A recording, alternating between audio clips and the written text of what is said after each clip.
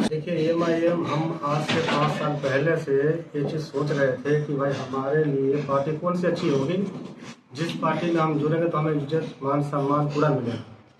तो हमें एक तनहा AIMIM की पार्टी नजर आई जो ये पूरी तरह से ईमानदारी और गरीबों की आवाज़ बन करके निकलते हैं। दलित हो, महादलित हो, पिछड़ा हो, हमारे पार्टी AIMIM में कोई भेदभाव नहीं है किसी भी तरीके का। ये सब की पार्टी है। देखिए अगर लोग कहते हैं कि भाई ये BJP की B टीम है, C टीम है, ऐसा कुछ नहीं है। आप देख लीजिए सुप्रीम जहाँ भी जाते हैं ये गरीबों की ही आवाज़ उठाते हैं और आवाज़ उठाने का काम करते हैं। दुनिया तो कहने को बहुत सारी बातें कहती है, आप किसी की जबान को नहीं रोक सकते हैं।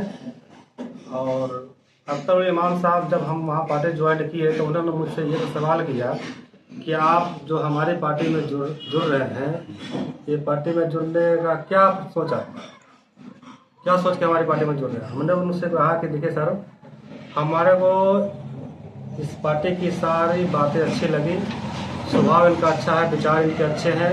और लोग कहते हैं भाई ये मुस्लिम का नेता है। हमारे मिनिस्टर साहब ये मुस्लिम के नेता नहीं है, ये सारे मजलूमों के नेता है, गरीबों के नेता है।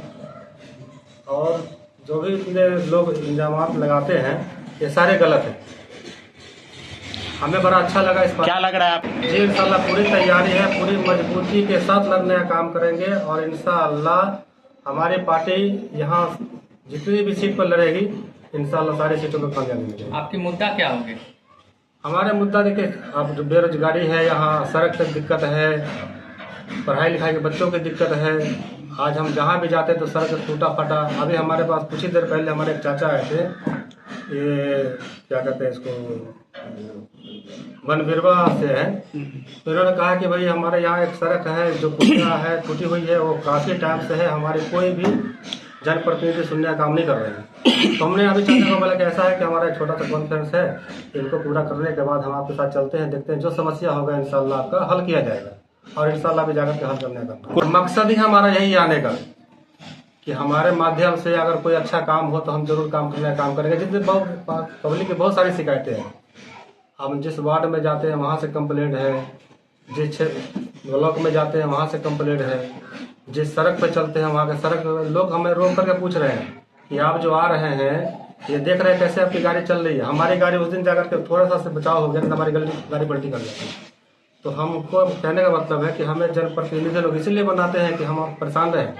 सबसे पहले अगर हम विधानसभा जीत करके आते हैं, जो उनके वादे हैं हम उनके वादे पे खरे उतरेंगे और जो टाइम होगा इंशाल्लाह उनके टाइम से पहले हम काम करना चालू कर देंगे।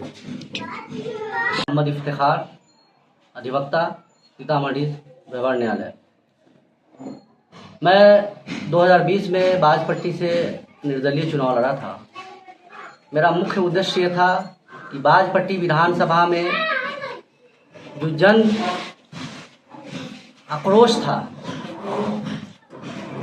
विधानसभा में बहुत सारी समस्याएं थी, भ्रष्टाचार व्याप्त था, शिक्षा की स्थिति बदहाल थी। तो मैं जब चुनाव लड़ा तो लोगों ने बहुत प्यार सम्मान दिया, अच्छा खासा वोट भी मिला। निश्चित रूप से इस बार मैं विधानसभा नहीं लड़ूंगा। इस बार हमारे बड़े भाई मुन्ना मंसूरी साहब हैं जो बाजपट्टी विधानसभा से आगामी 2025 में चुनाव लड़ेंगे। बैरिस्टर असदुद्दीन ओवैसी के विचारों को, उनके पैगाम को पूरे बाजपट्टी विधानसभा ही नहीं बल्कि पूरे सीतामढ़ी जिला बिहार तक इनके विचारों को फैलाने का पूरा प्रयास करेंगे। हमारे जो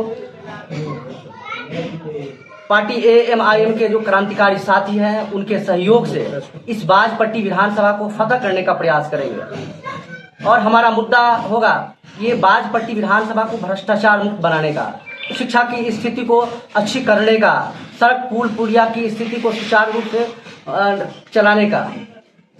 जहां हमारे अभी कुछ साथी बोल रहे थे कि मनरेगा में भ्रष्टाचार है, तो निश्चित रूप से जब हमारी पार्टी के सदस्य चुनाव जीत कर जाएंगे तो इन चीज़ों पर ध्यान केंद्रित करने का प्रयास करेंगे।